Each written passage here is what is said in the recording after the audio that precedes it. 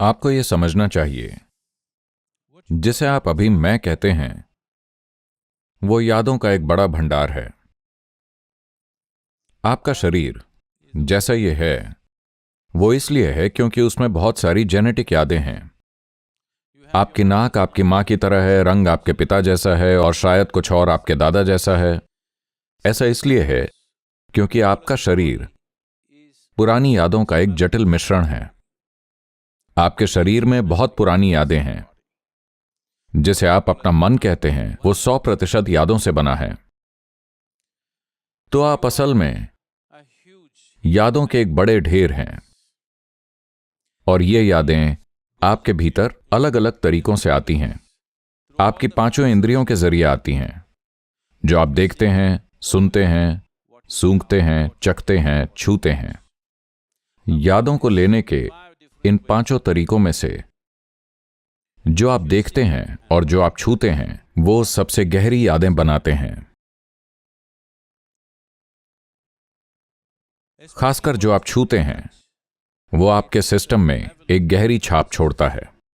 तो जब आप जीवन साथी कहते हैं तो आपने उन्हें छुआ है और अब उससे जुड़ी एक याद है। और अब तलाक मतलब एक तरह से आप उस स्मृति को मिटाना चाह रहे हैं और यह आसान नहीं होने वाला, कई कारणों से। लेकिन साथ ही यह निर्णय कि आप तलाक लेने जा रहे हैं यह दिखाता है कि किसी तरह आप उस याद को मिटा देना चाहते हैं। शायद पूरी तरह से मिटाना नहीं चाहते, लेकिन जो आपका जीवन साथी था, जो कई मायनों में आपके जीवन का एक हिस्सा था, वो धीरे धीरे किसी भी वजह से ऐसा बोझ लगने लगा है जिसे आप अब उठाना नहीं चाहते। तो आप वो बोझ उतारना चाहते हैं, लेकिन आप पाते हैं कि ये बोझ ऐसा नहीं है जिसे आप अपनी मर्जी से उतार सकते हैं। ये बोझ मजबूरन आपसे चिपका हुआ है। और जब कोई चीज आपसे चिपकी होती है और आप उसे हटाने की कोशिश करते हैं तो दर्द होगा ही। देखें, क्या आप अपनी मां को अलग कर सकते हैं अपने सिस्टम से? आप पाएंगे कि यह असंभव है।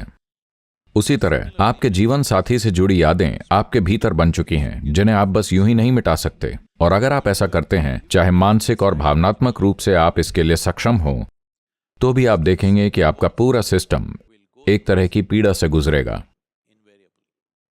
भले ही मानसिक और भावनात्मक रूप से आप इसे संभालने के लिए संतुलित हों, फिर भी आपका सिस्टम एक खास प्रक्रिया से गुजरेगा।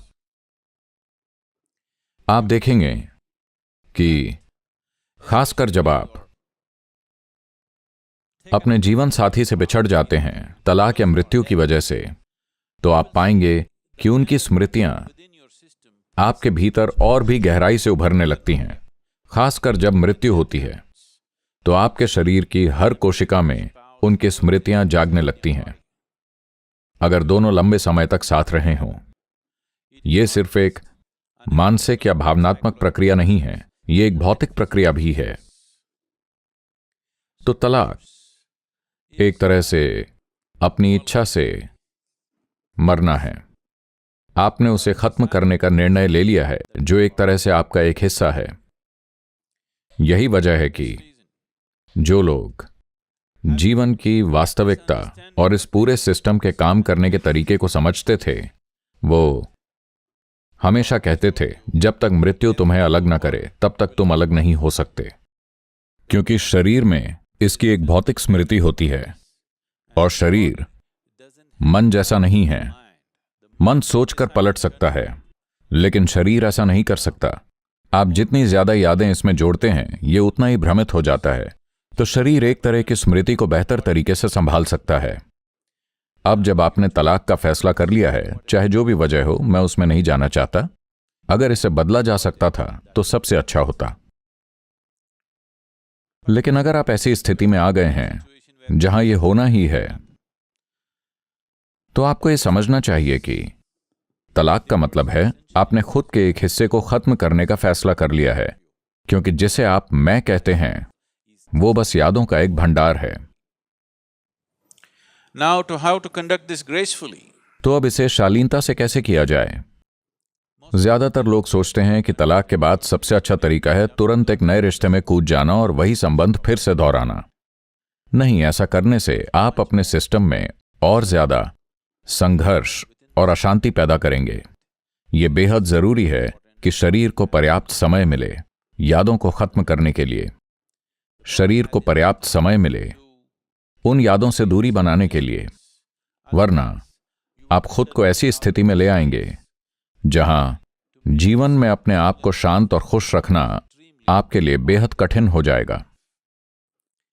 तो इस प्रक्रिया को शालीनता और अच्छे से पूरा करना उतना ही जरूरी है जितना कि जीवन के हर पहलू को शालीनता और अच्छे से जीना। अब दो लोग जिन्होंने अपनी भावनाएं, शरीर, संवेदनाएं और रहने की जगह साझा की हों, उन्हें अलग करना, क्योंकि दोनों की यादें कई तरह से आपस में जुड़ गई हैं, इसे अलग करना एक तरह से खुद को तोड़ने जैसा है। भले ही आप अब उस स्थिति में आ गए हों जहां आप उस व्यक्ति को देखना भी नहीं चाहते, फिर भी दर्द होगा, बस इसलिए क्योंकि आप उस याद को मिटाने की कोशिश कर रहे हैं जो आप खुद हैं, क्योंकि आप यादों के ढेर हैं।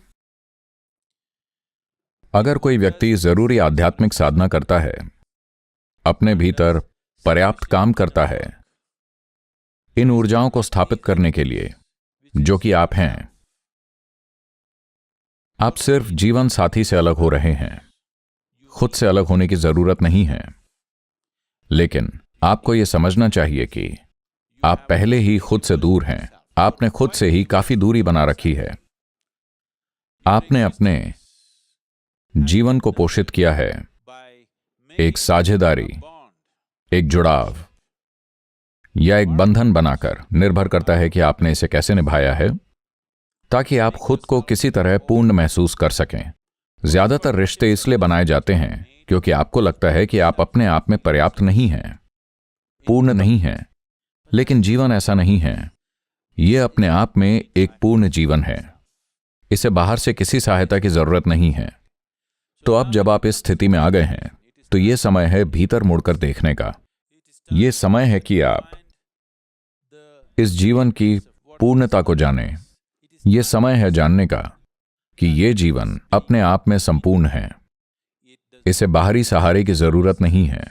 जैसा यह है वैसा होने के लिए, समाज में जीने के लिए हमें एक दूसरे पर निर्भर रहना पड़ सकता है, लेकिन इसका जो मूल अस्तित्व है, इसका जो संतुलन है, इसका जो अंतरतम है और इसमें जितनी संभावनाएं हैं, वो अपने आप में संपूर्ण हैं। हमारी परस्पर निर्भरता केवल बाहरी जरूरतों के लिए है, लेकिन हमारा आंतरिक अस्तित्व अपने आप में संपूर्ण है। आप अपने साथी से अलग हो रहे हैं जो अपने आप में दुखद है, कम से कम अपने आप से अलग ना हो।